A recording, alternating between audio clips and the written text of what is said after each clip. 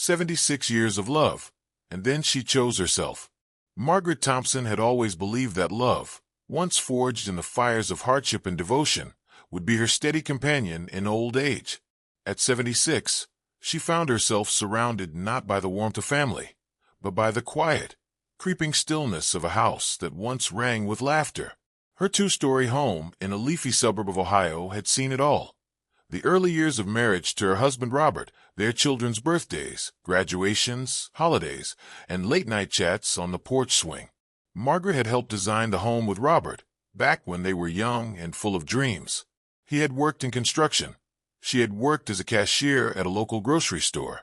They lived simply but fully, raising 3 children, David, Jennifer, and Michael, on tight budgets and boundless love. Then one day, everything changed. Robert fell from scaffolding during a job and died instantly. Margaret was 49. The loss was brutal, but she couldn't afford to grieve for long. Bills piled up. 3 mouths needed feeding. So she worked double shifts, skipped lunches, and quietly buried her sorrow beneath her aprons. For decades, she played both mother and father, never once complaining, always putting her children first. She thought it would pay off one day, that the love she poured into her family would flow back to her when she needed it most. But life, she would later realize, doesn't always return what you give. The calls came once a month, if that. Jennifer would text occasionally with updates about her children. Michael sent Christmas cards from Chicago, always signed, "With love, Mike and Lauren," but never accompanied by a phone call. David, the eldest, lived just 40 minutes away, but treated her house like a stopover during holidays.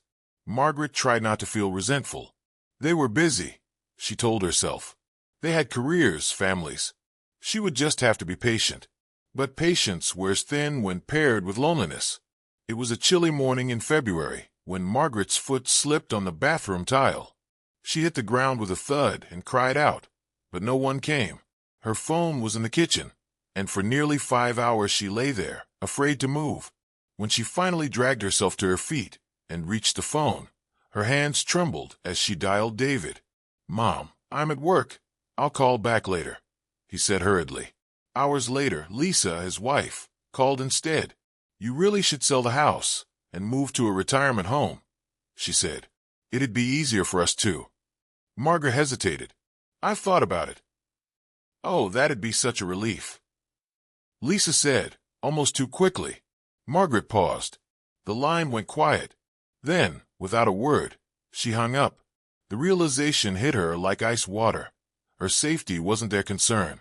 Her convenience was, and perhaps more troublingly, their convenience.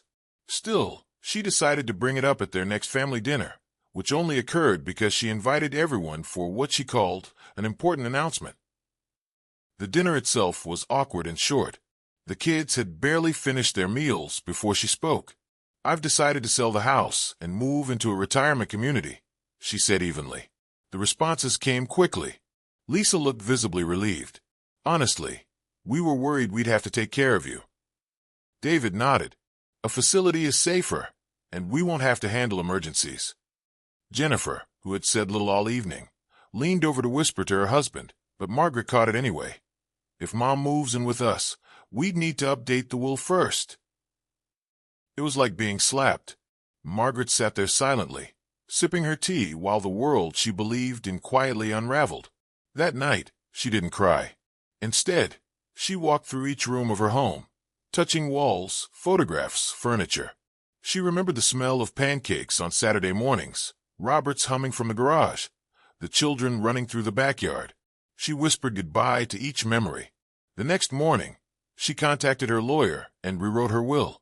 Instead of dividing the house and her modest savings among her children, she named a local senior advocacy nonprofit as her sole beneficiary. They provided legal aid, housing support, and companionship programs for the elderly. Everything she now understood was more valuable than a cold phone call. She also scheduled a tour of Sunset Gardens Retirement Community, a place she had once dismissed as dreary.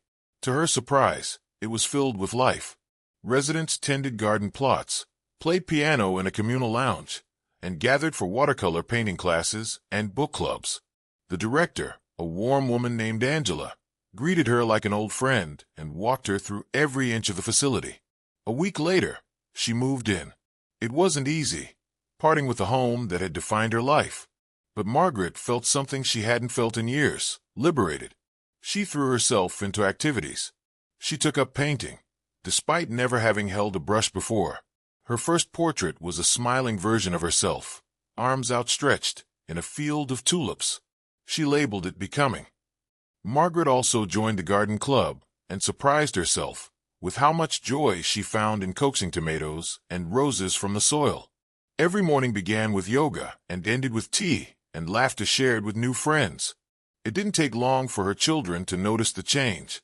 When they came to visit, mostly prompted by concerns about the will, Margaret greeted them with the same gentle demeanor, but something had shifted. "Mom, we're so glad you're doing better," David said. "Mom, your place is so cute," Jennifer added, her eyes scanning the room, perhaps looking for signs of inheritance. Margaret smiled. "It's mine, and that's enough." Lisa broached the subject directly. "You know, if you ever wanted to reconsider the will." Margaret cut her off, still smiling. "I'm exactly where I want to be. Everything is just as it should be." She wrote about her transformation in a journal every night. "Aging isn't about loss," one entry read. "It's about choosing freedom over empty expectations." In time, the visits became less frequent again. The kids had gotten the message. Margaret was no longer someone they could guilt, manipulate, or use. She had chosen herself, and that made all the difference. Over the following months, Margaret deepened her connections within the community. She became a mentor to a recently widowed newcomer named Eloise, helping her adjust to retirement life. They spent long afternoons painting together, sharing stories of heartbreak and resilience. She also became the unofficial poet laureate of Sunset Gardens, writing short verses that Angela posted on the community bulletin board. Her most popular one read, "In solitude I found my voice, in stillness I made a choice, to love not for what's returned, but for the peace that's earned." One afternoon, during a visit from Michael, he confessed something that surprised her. "I didn't know how to handle things after Dad died. You were so strong. I thought you didn't need us." Margaret looked at her son and saw not a man scheming for inheritance, but a boy still grieving, just like she once had. "I always needed you," she said gently, "but I needed to find myself too." They sat in silence for a while, the kind of silence that heals. As the years passed, Margaret aged gracefully. Her hair turned fully white, and her hands grew thinner, but her spirit never dulled. She was the first to volunteer, the last to leave a dance, and the loudest cheerer at community talent shows. On her 80th birthday, the staff at Sunset Gardens threw her a surprise party. The garden she had helped cultivate now bloomed with daisies and lilies. Residents from every floor came to celebrate. Angela presented her with a framed copy of her poem and a small plaque, "Margaret Thompson, Spirit of Sunset Gardens." She laughed, cried, and danced that night, surrounded not by blood relatives, but by people who had chosen to love her for who she was, not for what she could give. That night, in her journal, she wrote, "I used to wait for love. Now I grow it." And she did. In every petal she watered, in every brushstroke she painted, in every smile she offered to a lonely soul, Margaret became the woman she had always wanted to be. Whole, joyful, and free. The days at Sunset Gardens passed with a gentler rhythm, unlike the long, anxious hours she used to endure alone in her drafty old home. Margaret woke to the soft hum of birds outside her window and the quiet shuffle of fellow residents starting their day. Her small but cozy apartment, adorned with floral curtains and warm-toned quilts, soon began to feel more like home than the house she'd lived in for over 5 decades. Each morning, she joined a walking group that strolled through the manicured gardens, and every Wednesday, she attended a watercolor painting class. She'd always loved to paint, though for most of her adult life, she'd buried that passion under grocery store uniforms and parenting duties. Now, she painted for hours, creating landscapes from memory. The backyard where Robert built a treehouse for the kids, the beach in Florida where they once vacationed on a tight budget, the corner of her old garden where daisies bloomed uncontrollably. One Thursday afternoon, As she set up her easel, a woman named Eleanor approached her with a warm smile and a tin of shortbread cookies. Eleanor was 82, sharp-witted, and a retired librarian. They soon became inseparable, meeting for tea, exchanging books, and sharing stories of their families, both joyful and painful. Margaret found herself opening up in ways she hadn't for years. "I thought I'd raised them right," she said one evening as they watched the sunset from the patio. "But they don't ask how I'm feeling. They only ask about the house, about who gets what." Eleanor patted her hand. "My daughter only visits when she's looking for something to sell on eBay. You're not alone in this, but you're brave for choosing yourself." Those words echoed in Margaret's heart. That weekend, Sunset Gardens hosted a talent show for residents. Encouraged by Eleanor and a few others, Margaret stood on stage and shared one of her old poems, written in her youth and kept hidden in a drawer for decades. Her voice trembled at first, but as she read about lost love, sacrifice, and rediscovery, the room grew quiet. When she finished, the applause brought tears to her eyes.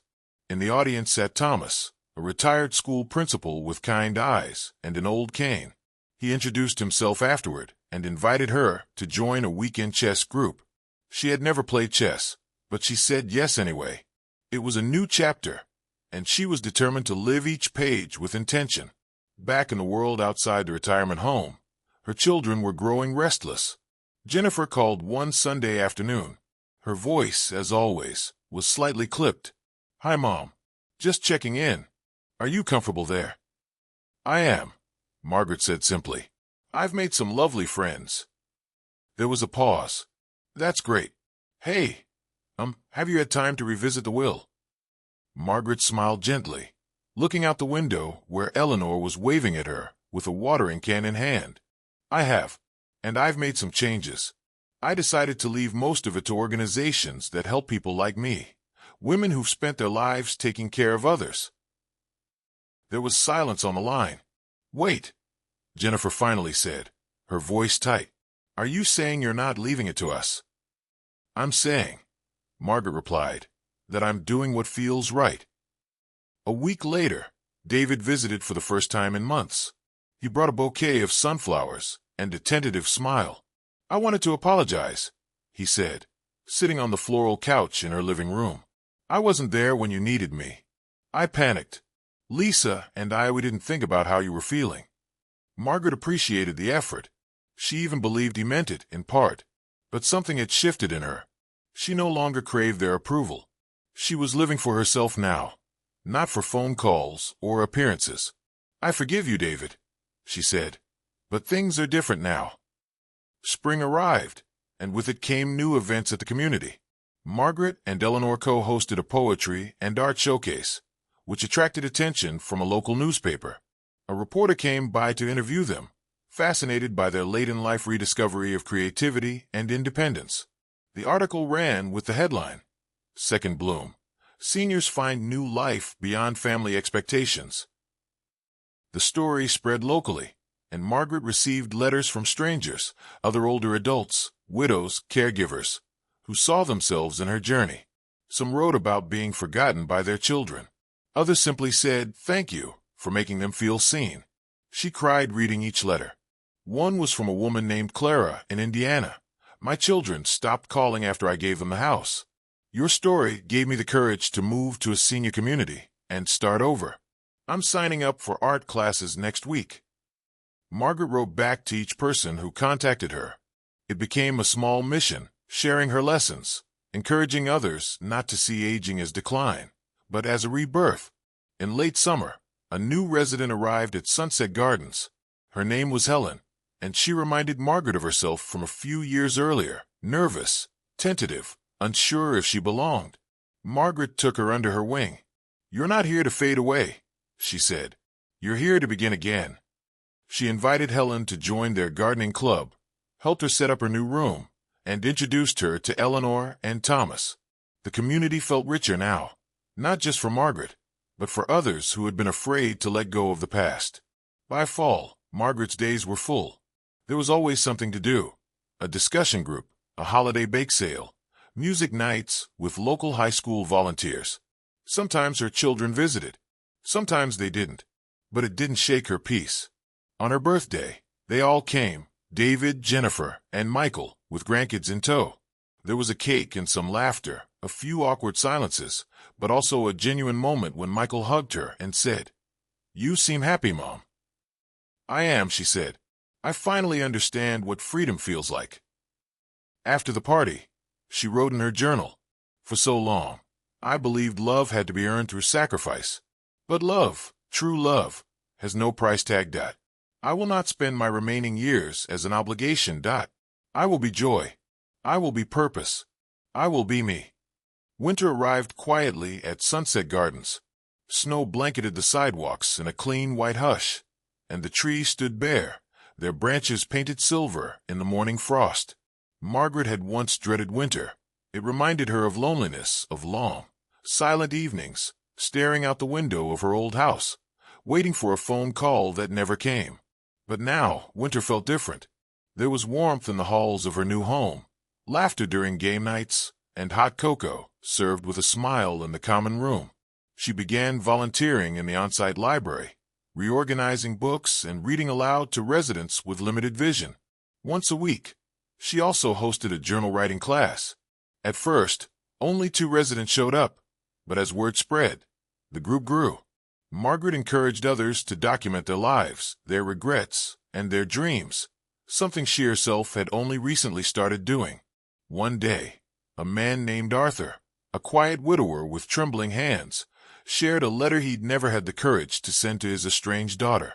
As he read it aloud, his voice cracking, Margaret felt tears rise in her throat. This was what mattered now, not money, not old grudges, but these honest, human moments. That evening, she sat in bed with her journal in her lap, a mug of chamomile tea cooling on the nightstand. "When I was young," she wrote, "I imagined old age meant rest. I never expected it would also bring revelation." She thought about her children often, not with bitterness, but with a kind of gentle detachment. They were adults now, molded by the world in ways she no longer controlled. David still called occasionally. Jennifer had sent her a handmade scarf for Christmas. Michael had come to the community once to attend a holiday choral concert and stayed longer than expected. He even helped Eleanor fix her TV remote. They were trying, in their own ways. But Margaret no longer needed them to try. That shift brought her peace. In January, Sunset Gardens launched a mentorship program with a local high school.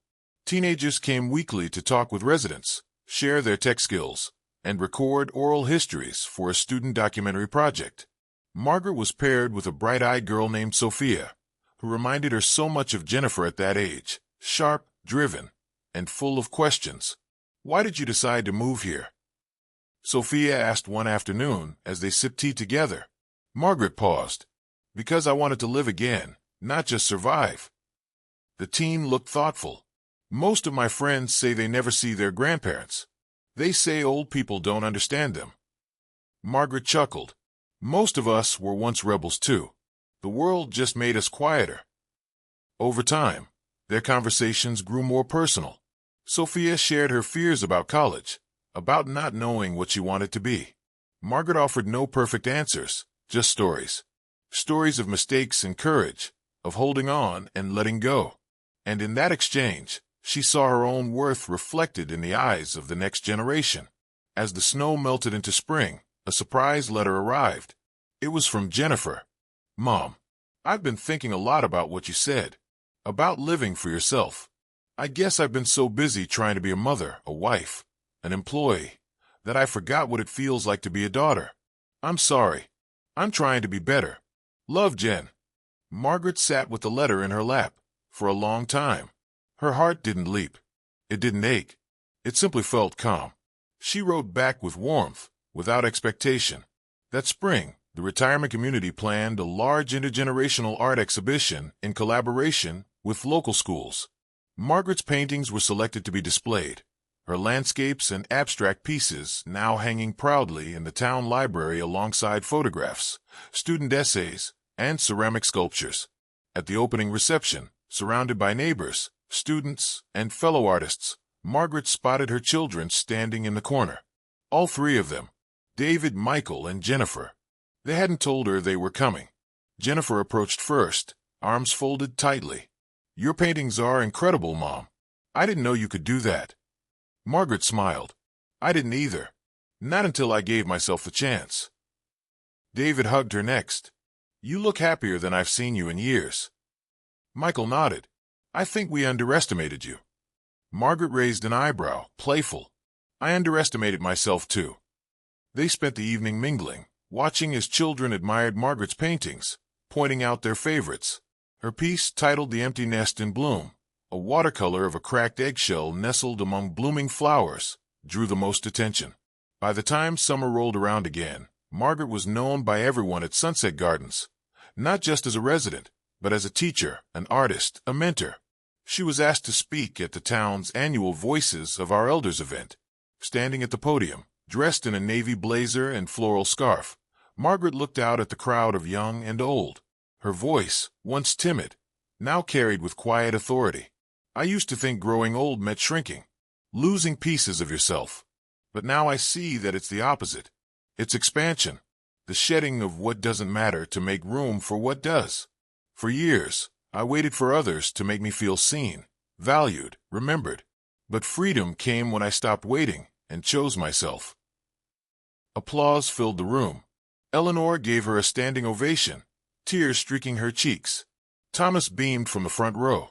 And in the back, her children stood together, no longer ashamed, but quietly proud.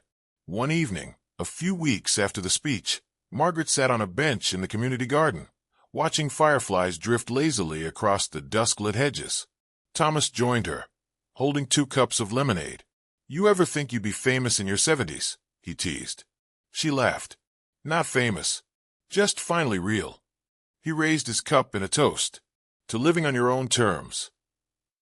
They clinked cups. The years ahead remained uncertain.